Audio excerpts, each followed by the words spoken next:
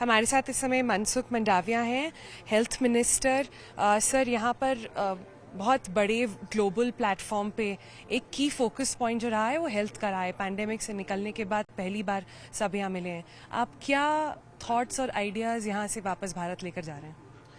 ये स्वाभाविक है।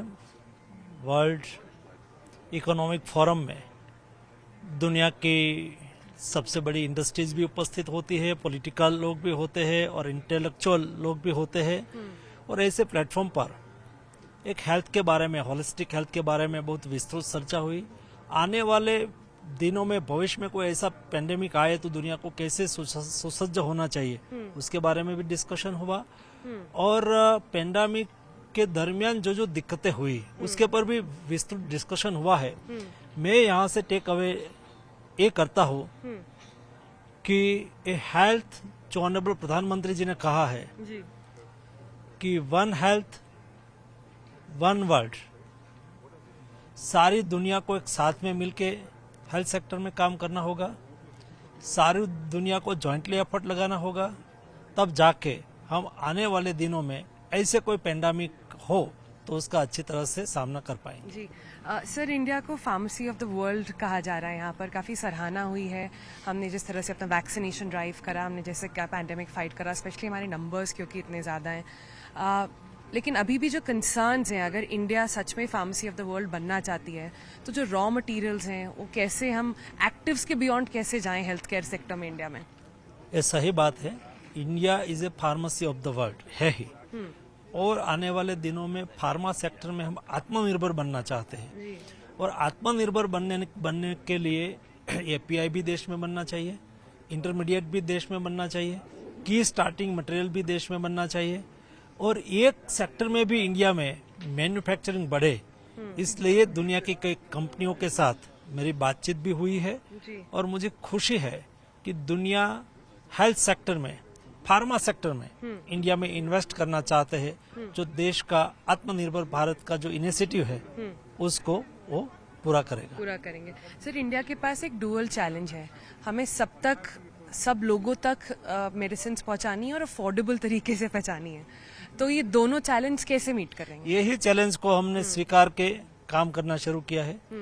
मोदी जी ने हमेशा कहा है कि हेल्थ एक्सेसिबल होनी चाहिए, एफोर्डेबल होनी चाहिए। एक्सेसिबल करने के लिए आपने देखा होगा आयुष्मान भारत योजना का इम्प्लीमेंटेशन किया गया है। 10 करोड़ फैमिली यानी कि 50 करोड़ लोगों को 5 लाख प्रति वर्ष के लिए हेल्थ के लिए बीमा दिया गया है, हेल्थ सिक्योरिटी दी गई है।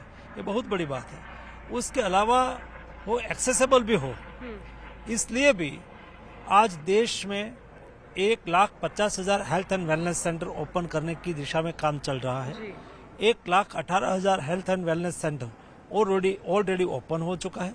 वहाँ टेली कंसल्टेशन प्रारंभ हो चुका है। वहाँ 13 प्रकार का टेस्टिंग होता है। इस दृष्टि से गांव के नजदीक के सेंटर में ही उसको अच्छी ट्रीटमेंट मिल जाए, इस दिशा में भारत सरकार ने गति से काम शुरू किया है। सर, मैं अभी इंडिया में जो एक कंसर्न चल रहा है उसके बारे में बात करना चाहती हूँ।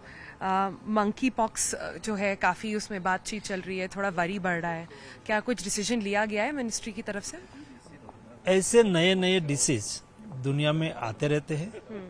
इंडिया में सर्वेलेंस सिस्टम बहुत स्ट्रांग बना दी है ड्यूरिंग कोविड क्राइसिस। आज जीनोम सीक्वेंसिंग हर डिस्ट्रिक्ट के सैंपल के आधार पे हो रहा है। इसलिए डिस्ट्रिक्ट में, ब्लॉक लेवल पर, कंट्री में कोई भी नया डिसीज दिखाई देता है तो उसको तुरंत ही ट्रीटमेंट करके उसको ठीक किया जा सकता है। मंकी पॉक्स ये नया डिसीज नहीं है, लेकिन अभी कई देशों में दिखने लगा है।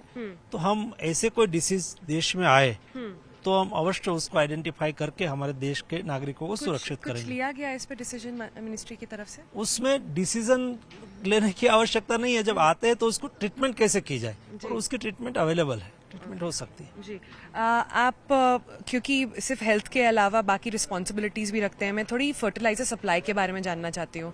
यूक्रेन और रशिया की वॉर की तरफ से जो इस समय थोड़ी क्राइसिस हो रही है, इसका इम्पैक्ट कब तक पड़ता रहेगा? स्वाभाविक तौर पर आज फर्टिलाइजर की प्राइस बहुत बढ़ी हुई है, एबनॉर्मल जैसी है। और इसलिए देश में सब्सिडी का बर्डन भी इस वर्ष 2.5 लाख करोड़ के अधिक हो जाने की संभावना है, लेकिन भी मोदी जी ने कहा है कि देश के किसान को एफोर्डेबल रेट में फर्टिलाइजर मिले, इस दिशा में हमारा प्रयास शुरू रहा है। देश में फर्टिलाइजर की आज तक हमने किल्लत नहीं होने दी है।